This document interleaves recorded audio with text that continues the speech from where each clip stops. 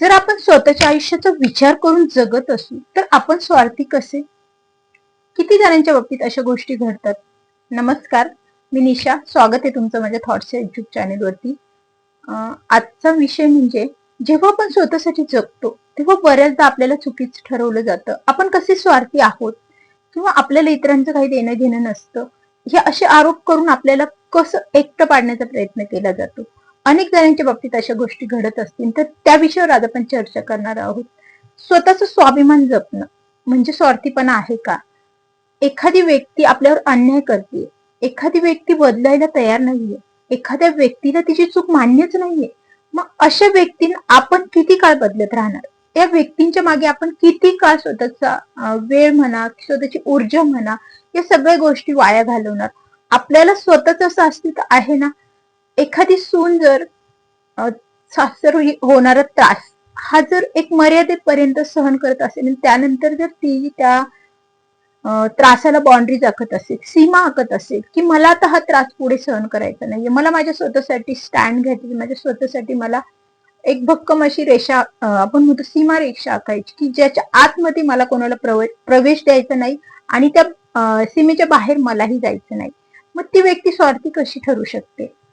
एखादी व्यक्ती सहन न करून जर प्रत्युत्तर करत असेल की या गोष्टी मला मान्य नाही, तर ती व्यक्ती चुकीची ठरू शकते का? तर नाही. पण आपल्या समाजाने ती कोणाची तरी सून आहे, ती कोणाची तरी मुलगी आहे म्हणून तिला मर्यादा आखल्यात. बऱ्याचदा आपल्या पुरुषांच्या बाबतीतही अनेकांच्या बाबतीत या गोष्टी होत असतील की न बोलणारी व्यक्ती, या व्यक्तीवरती प्रेशराईज केलं जातं, दबाव टाकला जातो. अनेक कुटुंबांमध्ये अशा गोष्टी होतात. आणि जी व्यक्ती बोलली जाते, मुलींच्या सुनांच्या बाबतीत मुद्दा हा आहे की हा मुद्दा खूप स्पष्ट आहे की जी बोलणारी सून असते, जी विरोध करणारी सून असते, अन्याय सहन न करणारी सून असते, तिला ती कशी वाईट आहे हे ठरवण्याचा प्रयत्न केला जातो. तिच्यावरती आरोप होतात. आणि ज्या घरामध्ये, त्याच घरामध्ये आपण विचार करू, जो मुलगा बोलतो, जो मुलगा विरोध करतो, आई वडिलांना म्हणा, घरातल्या थोरा मोठ्यांना म्हणा, किंवा घरातल्या निर्णयांवरती ठामपणे विरोध करतो, त्या व्यक्तीचं वर्चस्व त्या घरामध्ये जास्त ठरतं.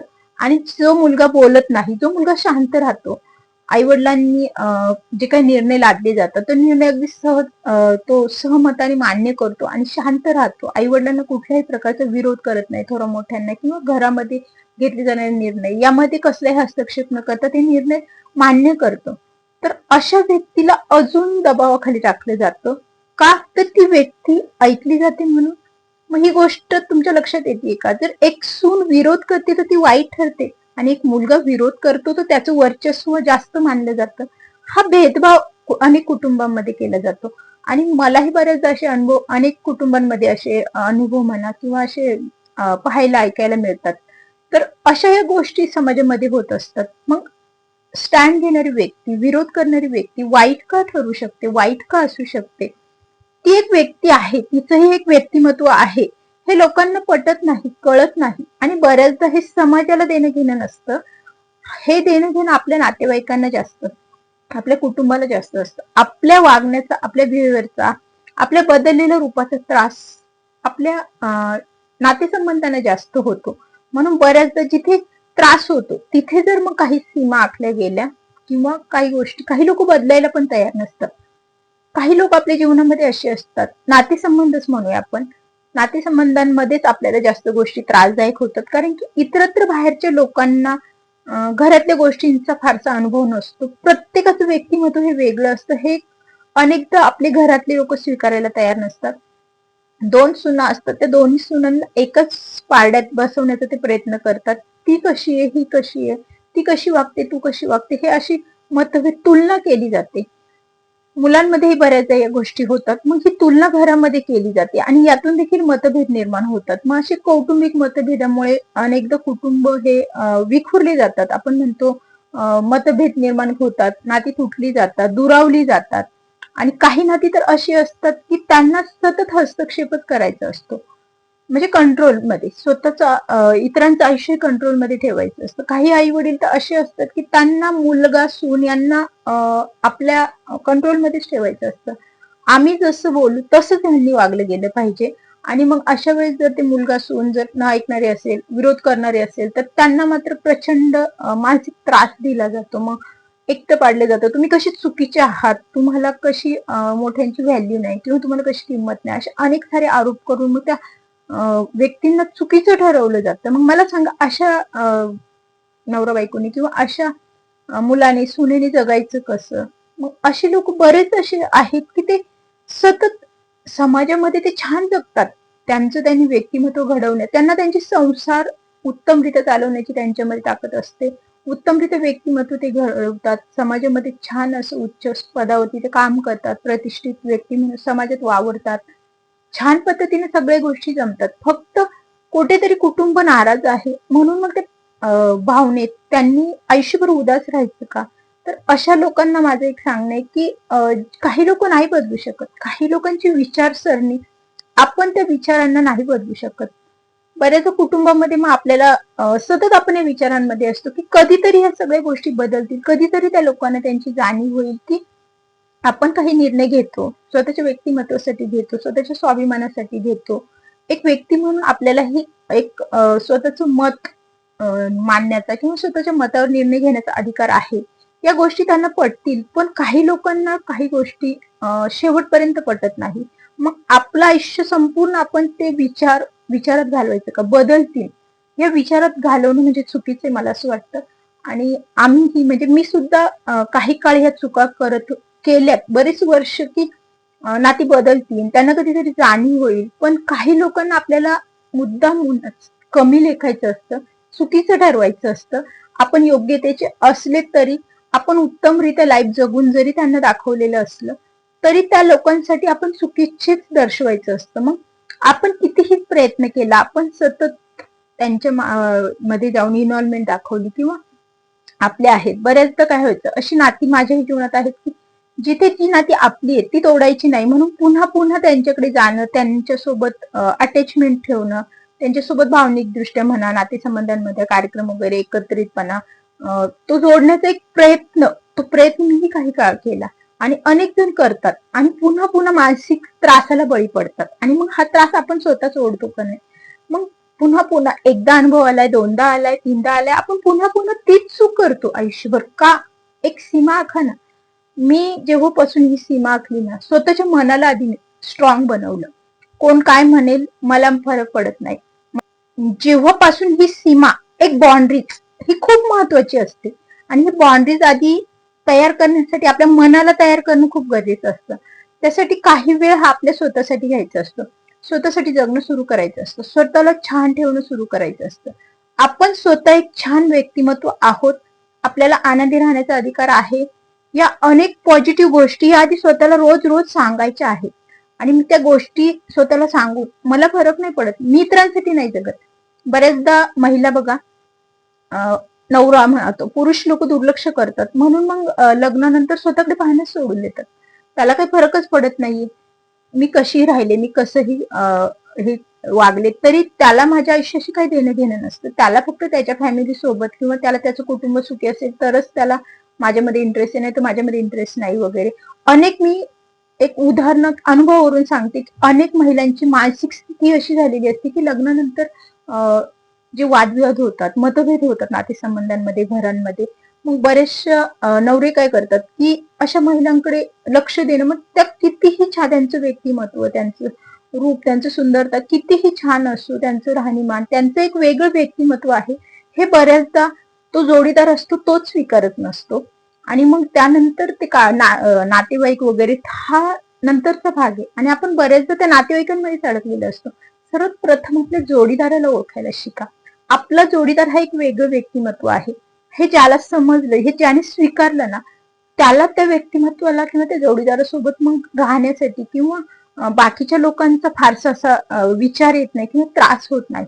पण आपला जोडीदार जर आपल्याला इतरांच्या नात्या संबंधांवरून किंवा जज करत असेल, इतरांशी असलेल्या संबंधांवरून जर आपल्याला जज करत असेल, इतरांशी असलेले आपले नातेसंबंध कसे आहेत आणि त्यावरून तो आपल्याला जर व्हॅल्यू देत असेल, तर अशा वेळी जगणं थोडंसं कठीण होऊन जातं. अशा स्त्रियांचं जगणं खूप कठीण होतं की जे नवरे फक्त त्या ज्या बायकांचे नातेसंबंध, त्यांच्या कुटुंबासोबतचे नातेसंबंध चांगले असतील तरच त्या स्त्रीला व्हॅल्यू द्यायची किंवा तरच तिला महत्व द्यायचं, असेही पुरुष आहे जीवनामध्ये.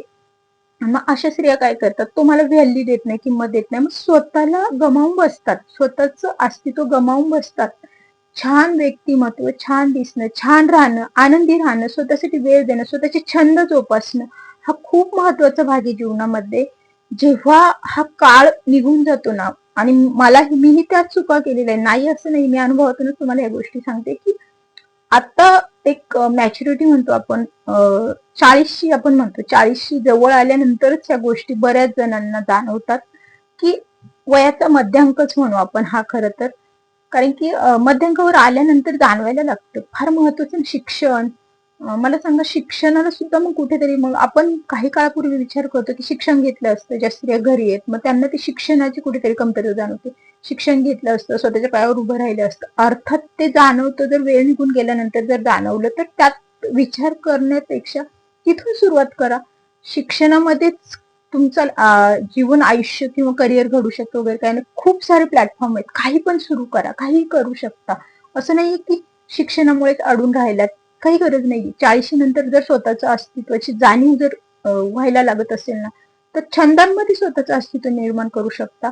वाचण्याची आवड, वेगवेगळे छंद, काही ना काही प्रत्येकामध्ये एक आवडीचा विषय असतो, आवडीची गोष्ट असते, कला असते प्रत्येकामध्ये, आणि ती कला आपल्याला जोपासता आली पाहिजे. ती जगासमोर प्रेझेंट करायची म्हणून नाही, किंवा त्यातून काहीतरी इन्कमच घ्यायचे किंवा काहीतरी आपण म्हणतो काहीतरी मिळवायचं म्हणून नाही, स्वतःच्या आनंदासाठी. स्वतःचा आनंद याच्या पलीकडे अजून काय, काहीही करू शकतो आपण. जसं मी माझा प्लॅटफॉर्म निवडला, मला जेव्हा जाणवलं ना की आपण इतरांमध्ये अडकून राहण्यापेक्षा कोणी आपल्याला व्हॅल्यू देते, कोण आपल्याकडे पाहते, आपण कसे राहतो, काय करतो, इतरांनी आपल्याला का सांगावं. आपण आरशात पाहताना आपल्याला आपलं व्यक्तिमत्व छान दिसणं, ते आपल्यासाठी पुरेसं आहे ना जगण्यासाठी. स्वतःच्या व्यक्तिमत्वाला आरशात पाहून जर वेड्या गब्यासारखं ठेवत असाल ना, तर तसं करू नका. तुमची चूक तुम्ही करताय ना, ती चूक तुम्हाला आजच सुधारणं गरजेचं आहे. कारण की मग ह्याने काय होतं, आपण आपलं अस्तित्व गमावून बसतो आणि यातून पुन्हा सावरणं खूप कठीण होऊन जातं. तर असा हा वेळ निघून जाण्याचा काळ, तो निघून जाण्यापेक्षा वेळीच स्वतःला प्रेझेंट करा, स्वतःला आनंदी ठेवायला सुरुवात करा. कोण आपल्याकडे लक्ष देतंय, कोण नाही देत, त्याचा विचार करू नका. आणि एक आजच्या व्हिडिओ मार्फत मला एवढंच सांगायचं की स्वतःसाठी जगणं म्हणजे स्वार्थी होणं नाही, हे आधी मनातून काढून टाका. ह्या गिल्ट मध्ये आपण बऱ्याचदा राहतो की आपण बदललो, आपण वेगळं वागलो, आपण कोणाशी बोललो नाही, आपण कोणाला महत्व दिलं नाही, आपण कोणाची इथे गेलो नाही. हे इतके सारे विचार डोक्यात आणू नका, अजिबात आणू नका. ही एक मर्यादा आहे. आपल्या स्वतःच्या स्वाभिमानासाठी ही जी बाउंड्रीज आपण आखतो ना, ती महत्वाची आहे आणि ती गरजेची आहे, हे आधी स्वतःला सांगा. कोणासाठी, मग ती कितीही जवळची व्यक्ती असो, अगदी जोडीदारासाठी सुद्धा काही मतं ही ठामपणे आपल्याला मांडता आली पाहिजे, त्याला सुद्धा ठामपणे आपल्याला सांगता आले पाहिजे की ही माझी मर्यादा आहे, या मर्यादेच्या पलीकडे मला यायचं नाहीये आणि या मर्यादेच्या आतमध्ये मला कोणाला येऊ द्यायचं नाहीये. मग जर तुमच्या स्वाभिमानाला जर कोणी ठेच पोहोचवत असेल, तुमचं स्वाभिमान दुखावलं जाते, वारंवार तुमच्या स्वाभिमानावर वार करत असेल, मग तिथे थांबलेलं बरं, तिथून दूर राहिलेलं बरं. तर असा हा स्वाभिमानावर आधारित व्हिडिओ आजचा खरं तर, की स्वतःसाठी प्रेझेंट राहणं किंवा स्वतःसाठी स्टँड घेणं तर वाईट नाही.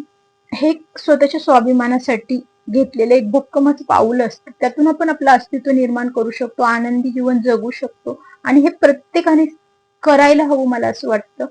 खास करून महिलांमध्ये हा आपण म्हणतो कॉन्फिडन्स निर्माण होणं खूप गरजेचं आहे. महिला खरं तर बऱ्याचशा महिला या भीतीमध्येच राहतात की नातेसंबंध बिघडतील, नातेवाईक काय म्हणतील, आपल्याला कोण नावं ठेवतील, आपला नवरा आपल्याशी कसा वागेल, आपल्या नवऱ्याचं आपल्यासोबतचं रिलेशन खराब होईल का, इतक्या साऱ्या विचारांमुळे त्या बिचाऱ्या प्रत्येक गोष्ट सहन करतात. नका करू.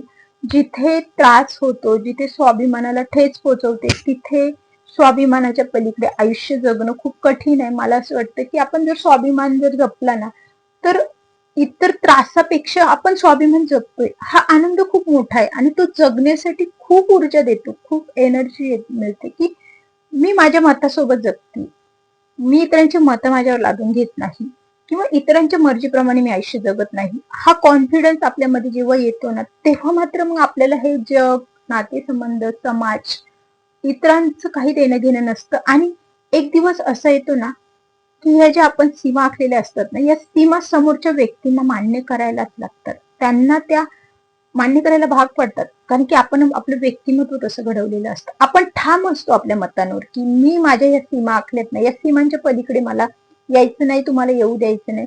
हे जेव्हा कालांतराने, काही काळानंतर का होईना, त्रास झाल्यानंतर म्हणा, किंवा कितीही आपली बदनामी होऊ, आपल्याला वाईट ठरवण्याचा प्रयत्न केला जाऊ, आपल्यावर आरोप होतील, अनेक गोष्टी होतील, म्हणून खचून जायचं नाही, हारून जायचं नाही. यातून आपण आहे तिथे स्थिर राहायचं, शांत राहायचं, आपल्याला विरोध नाही करायचा, आपल्याला सिद्ध करायला नाही जायचं. सिद्ध नका करू. सिद्ध करायला गेला ना, हा त्रास खूप असतो, कारण की त्या लोकांना तुम्हाला आहे असं एक, तुम्ही त्यांच्या आयुष्यात जसे आला होतात ना, त्यांनी जे एक्सेप्ट केले ना तुमच्याबद्दल लाईफ, की तुम्ही ते स्वीकारलं पाहिजे, तुम्ही ते मान्य केलं पाहिजे. आम्ही जे बोलतोय, मी जे म्हणतोय, ते तसं तू वागलं गेलं पाहिजे, हे त्या व्यक्तीने अपेक्षित असतं. आणि ते आपल्याला करायचं नाहीये, कारण की आपलं मत आहे ना, आपल्या मतालाही काहीतरी प्राधान्य आहे ना, आणि त्या प्राधान्यासोबत आपल्याला जगायचंय. तर मग आपल्याला काही गोष्टींचा त्रास होणार, कारण की आपण त्या व्यक्तींच्या अपेक्षेप्रमाणे वागणार नाही. मग त्या व्यक्ती अर्थातच आपल्याला कुठेतरी दाबण्याचा प्रयत्न करणार, त्यांच्या मर्जीप्रमाणे वागवण्याचा प्रयत्न करणार, आपण वागत नाही म्हणून आपल्यावर आरोप करणार, आपल्याला कसं आपण चुकीचे आहोत, आपण कसं स्वार्थी आहोत, अनेक वेगवेगळे आरोप होतील. I don't care. एक गोष्ट लक्षात घ्या, सगळ्या गोष्टींची अजिबात पर्वा करायची नाही. मी माझ्या मतांनी जगते, मला माझ्या मर्जीप्रमाणे जगायचंय. Life is wonderful. खूप छान लाईफ आहे माझं, मला देवाने सुंदर लाईफ दिले, मला ते माझ्या आनंदाने, माझ्या मर्जीने जगायचंय, हे स्वतःला सांगा. स्वतःमध्ये इतका कॉन्फिडंट आणा की जगातली कोणतीच ताकद आपल्याला हारू शकत नाही, हे लक्षात घ्या.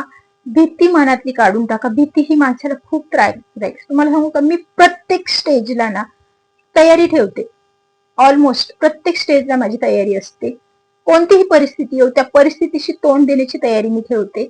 की मला कोणतीही मला जर कोणी म्हटलं ना, तुला घराबाहेर काढलं जाईल, किंवा तुला एकटं पाडलं जाईल, तू एकटी पडशील, तुला तुझं अस्तित्व किंवा जगणं कठीण होईल, आय डोंट केअर. किंवा मी तयार आहे, मला ह्या सगळ्याची पर्वा नाहीये, पण मी तयार आहे. या मताशी मी ठाम आहे. माझ्यावरती येणाऱ्या प्रत्येक संकटांना झेलण्यासाठी मी तयार आहे. मला प्रत्येक संकटांशी तोंड देण्याचं सामर्थ्य मी माझ्यामध्ये तयार केलं आहे. त्यामुळे मला नाही फरक पडत. मला जर माझ्या स्वाभिमानावर ठेच पोहोचत असेल ना, तर मला हे जग नकोय, मला ही प्रॉपर्टी नकोय, मला हे काहीही नकोय. मी पैशाला व्हॅल्यू देत नाही, मी नातेसंबंधांना व्हॅल्यू देत नाही. जिथे ठेच पोहोचतो, नातेसंबंधांना व्हॅल्यू देत नाही, याचा अर्थ असं नाही की मला नातेसंबंध नको आहे. जे नातेसंबंध सन्मानार्थ आहेत, जे आपल्याला सन्मानाने वागणूक देतात, जे आपल्याला, जिथे व्हॅल्यू दिली जाते, तिथे अर्थातच माझी मी प्रायोरिटी देते किंवा उपलब्धता दर्शवते. पण जिथे महत्व दिलं जात नाही, जिथे आपल्याला काहीही क्षुल्लक समजलं जातं, आपण महत्वाचे नाही हे आपल्याला जाणून बुजून दाखवलं जातं, अशा ठिकाणी मी माझं स्वाभिमान कधीच गहाण टाकत नाही. अशा ठिकाणी मग ती नाते कितीही जवळची असो, मी त्या नात्यांना लादू घेत नाही. आणि याचा मला स्वतःला अभिमान आहे. असा अभिमान प्रत्येकामध्ये निर्माण करा. या स्वाभिमानासोबत जगायला लागेल ना, तर जीवनामध्ये भीती ही नाहीशी होते असं मला वाटतं. कारण की एक स्त्री असून, एक गृहिणी असून मी आज जर ठामपणे एवढ्या गोष्टी बोलू शकते तुमच्यासोबत, तर विचार करा की जगात किती अशा स्त्रिया आहेत. मी अनेक स्त्रियांचे पोस्ट फेसबुक वगैरे पोस्ट वाचायला मिळतात वगैरे, की छान जॉब करतात, तरी इतक्या प्रेशर मध्ये, इतक्या ओव्हर थिंकिंग मध्ये अडकल्यात की नवरा त्रास देतो, घरचे त्रास देतात, सासू त्रास देतात, नातेवाईकांचा त्रास होतो, मुलांचा त्रास होतो. अरे काही गरज आहे एवढ्या सगळ्यांचा त्रास करून घेण्याची? इंडिपेंडेंट आहात. इंडिपेंडेंट महिला जर एवढा स्वतःला त्रास करून घे, त्यांना जर स्वतःच अस्तित्व कळत नसेल, तर मग गृहिणींनी बिचाऱ्यांनी काय करायचं? विचार करा ना. विचार करण्यासाठी गोष्ट आहे. गृहिणी म्हणजे कोण शुल्लक नाहीये. गृहिणी आज तुमच्या घराला, पूर्ण तुमच्या घरालाच जागेवरती आबादी ठेवण्याचं काम करते. पुरुष पैसे कमवतो म्हणजे गृहिणीचं अस्तित्व शुल्लक आहे असं नाहीये. गृहिणी हा खूप अविभाज्य तुमच्या जीवनाचा, तुमच्या संसाराचा, तुमच्या इन्कमचा सगळ्या दृष्टीने तिचा सर्वात जास्त वाटा. खरं तर इन्कम हा पार्ट तर जीवनासाठी तो फक्त एक, आपण म्हणतो फायनान्स, पण बाकीच्या गोष्टी, मानसिक, शारीरिक, ज्या काही सगळ्या गोष्टी असतात, ती गृहिणी देत असते तुमच्या घरासाठी, ती स्त्री देत असते तुमच्या घराला. त्या स्त्रीचं जर अस्तित्व नसेल तर तुमचा पैसा हा टिकणार नाही, थांबणार नाही, त्याची मॅनेजमेंट देखील योग्यरित्या होणार नाही. त्याच्यामुळे स्त्रियांना, गृहिणींना कमी लेखू नका. स्वतःच्या स्वाभिमानासाठी उभी राहणारी स्त्री असो, व्यक्ती असो, कोणीही असो, स्वतःच्या अस्तित्वासाठी जर एखादी व्यक्ती उभी राहत असेल तर ती व्यक्ती चुकीची नाही, हेच या व्हिडिओ मार्फत मला आज सांगायचंय. आजचा व्हिडिओ कसा वाटला, व्हिडिओ आवडला असेल तर व्हिडिओला एक लाईक करा. चॅनलवर नवीन असाल तर पुन्हा एकदा सांगते, थॉट्स या चॅनलला सबस्क्राईब करा. कारण की इथे फक्त व्हिडिओ नाही करत मी, किंवा काही गोष्टी अशा बोलल्या जात नाही. जे विचार असतात इथे भावना व्यक्त होतात, अगदी मनापासून आलेल्या भावना मी इथे व्यक्त करते. आणि मला असं वाटतं भावना व्यक्त करण्यासाठीचा एक योग्य असा छानसा प्लॅटफॉर्म मला मिळाला, जो तुमच्या सहकार्याने. खरं तर माझं चॅनेल खूप कमी वेळात मॉनिटाईज झाला. सगळं प्रोसेस मी कशा पद्धतीने केल्या, कारण की माझ्यामध्ये करण्याचं सामर्थ्य, मी स्वतःला एक दिशा दिली की यस मी हे करू शकते. मला मिळणाऱ्या वेळेमध्ये, अर्थात मी माझ्या कुटुंबाकडे दुर्लक्ष करून नाही, मला माझं चॅनेल आहे हे मी माझ्या मुलांना मिस्टरांना सांगितलं नाही, कारण की मला माझा त्यांचा जो वेळ आहे तो मला ह्याच्यात त्यांचा वेळ हिरावून घेऊन याच्यासाठी नाही घालवायचा. जेव्हा ते मुलं स्कूलला जातात, नवरा कामाला असतो, घरातलं कामं आवरल्यानंतर जो मला वेळ मिळतो त्या वेळेचा मी हा उपयोग करून घेते आणि मला छान वाटतं. सगळ्यात महत्वाचं म्हणजे नथिंग टू इन्कम आणि इतर गोष्टींसाठी नाही, पण एक व्यक्त होण्याचा प्लॅटफॉर्म मला मिळाला असं मला वाटतं आणि म्हणून मी व्यक्त होण्याचा प्रयत्न करते. पुन्हा एकदा सांगते, व्हिडिओ आवडला असेल व्हिडिओला एक लाईक करा. चॅनलला नवीन असाल तर चॅनलला सबस्क्राईब नक्की करा, कारण की हा एक युट्यूबचा भाग आहे की ज्याने एक प्रोत्साहन मिळतं. तुम्हाला व्हिडिओ आवडतात, नाही आवडत, विचार आवडतात की नाही, या गोष्टी पण आपल्यापर्यंत माझ्यापर्यंत पोहोचतात आणि नेक्स्ट टाइम मला पुन्हा एखादं नवीन विषयाला घेऊन तुमच्याशी बोलण्याचं एक उत्साह निर्माण होतो. तर पुन्हा भेटूया अशाच एखाद्या नवीन विषयाला घेऊन. धन्यवाद.